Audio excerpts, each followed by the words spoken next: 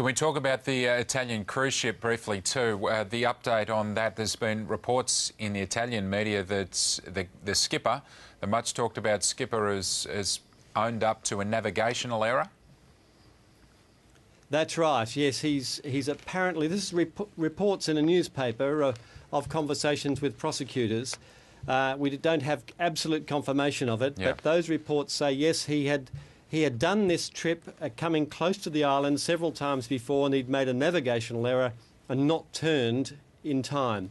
That apparently is the admission.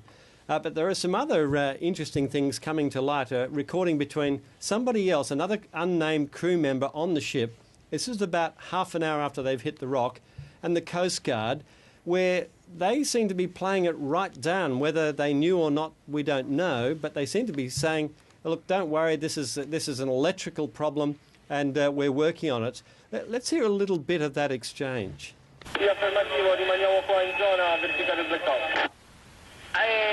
Che tipo di problema? Solamente il generatore, perché i carabinieri di Prato hanno ricevuto una telefonata di un parente di un marittimo che diceva durante il pranzo gli è cascato tutto in testa.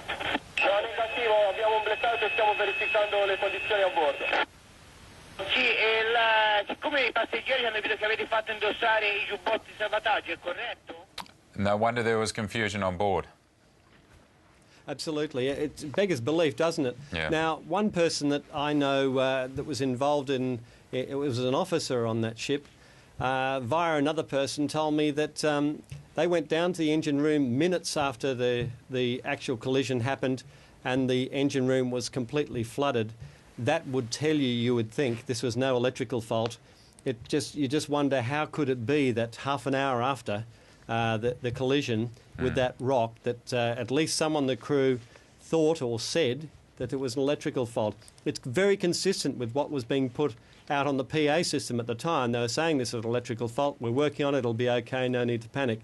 So, yes, some misinformation. Whether that was deliberate or not, we simply don't know. Okay, Philip, thanks very much for your time again this morning. Thanks, Paul.